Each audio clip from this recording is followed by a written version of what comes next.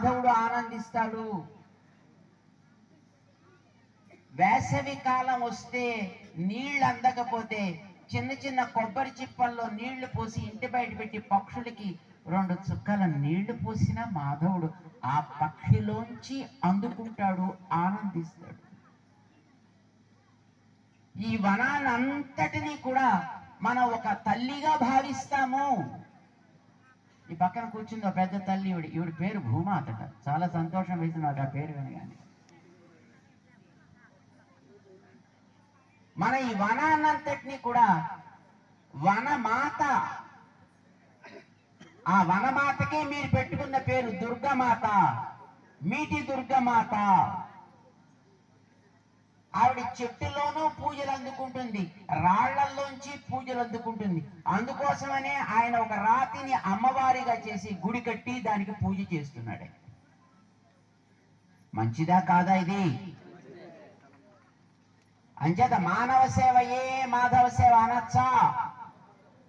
ఇది మన బుర్రలోకి ఎక్కించి చిన్నప్పటి నుంచి మన చదువులని మనకి నరాల్లో ఎక్కేట్టు చేసి, నువ్వు బాగుంటే చాలు, మిగతాది ఏమైపోయినా సరే చెట్లు కొట్టేయి, నీళ్లు పాడు చేసి, నేలలో రసాయనాలు వేసి, అబద్ధాలాడు, ఇసుబద్ధాలాడు, నువ్వు బాగుంటే చాలు, నా చిన్నారి బొజ్జకు శ్రీరామ రక్ష, పక్కవాడు ఏమైనా పర్వాలేదు, ఇలా బ్రతకడం ప్రారంభం చేశాడు.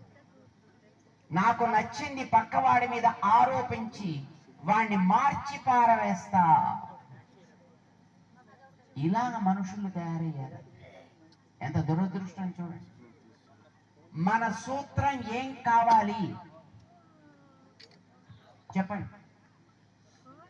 ఏది చేసినా ఆ మాధవుడికి చెందాలా వద్దా? అంటే మాధవ సేవ జరగాల వద్దా? జరగాలి. మనం చెట్టుకి నీళ్లు పోసినా మాధవ సేవ అవ్వాలి, పశువుకి కసువు పెట్టినా మాధవ సేవ కావాలి, పక్షికి నీటి చుక్క పోసినా మాధవ సేవ కావాలి, మనిషికి ఒక సహాయం చేసినా మాధవ సేవ కావాలి. నేను నీకు ఒక సహాయం చేస్తానంటే నీకు చేసేది నీలో ఉండే దైవానికి. ఇప్పుడు మన వాళ్ళంతా ఇక్కడికి ఈ రగ్గులు పట్టుకొచ్చారు అందరికి ఇవ్వడానికి. ఎవరికి ఇవ్వడానికి? మీకు కాదు, మీలో ఉండే దైవానికి. మీలో ఉండే దైవానికి చేసే ఇది ఒక చిన్న సేవ, ఇది ఒక ఆరంభ సేవ. ఇంకా ఎంతో చేయాలి. మీ వాతావరణాన్ని చూస్తే ఇంకా ఎన్నో మంచి పనులు చేయొచ్చు, ఎన్నో రకాల సేవలు అందించవచ్చు. ఇది ఒక ఆరంభం. ఈ రగ్గులు ఇవ్వడంతో ఇది పూర్తయిపోదు.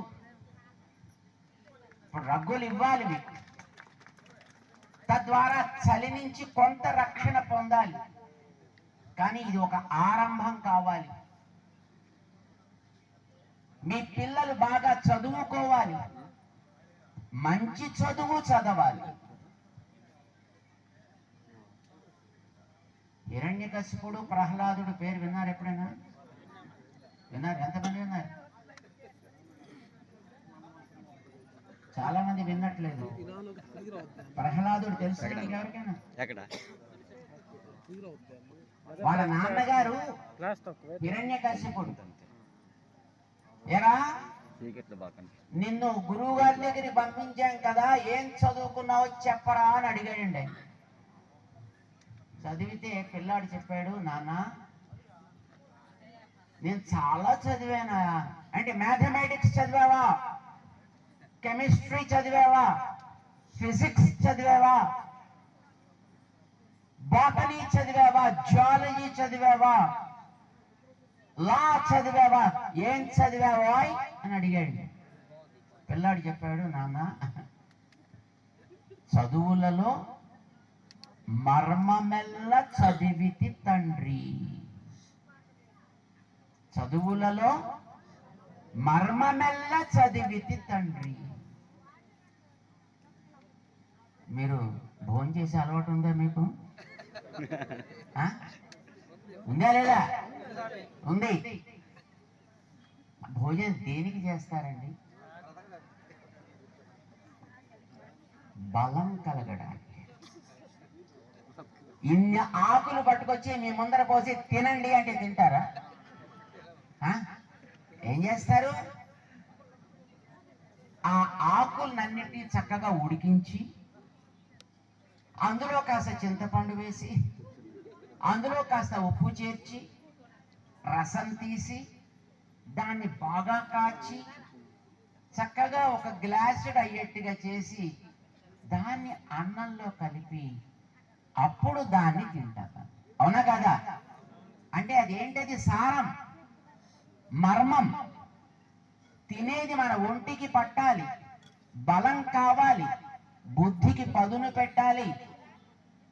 అంతే తప్ప ఏదో ఇంత చెత్త పట్టుకొచ్చి లోపల వేసి పొట్టని పెంచడం కాదయా చేయాల్సింది, బుద్ధిని పెంచాలి. ఏం పెరగాలి? నాన్న, నేను ఆ చదువులలో సారమేదో అది చదివానయా. ఏమిటి చదివావు చెప్పవా అన్నాడు నాన్నగారు. నాన్న, దేవుడు అనేవాడు నీలో ఉన్నాడు, నాలో ఉన్నాడు, మనందరిలోనూ ఉన్నాడు. ఆయన ఒళ్ళు మండిపోయింది నాన్నగారికి. వేదవాయ్, నీలో కావాలంటే పెట్టుకో, నాలో ఎందుకు పెడతావు? నీలో కూడా ఉన్నాడు నాన్న. నువ్వు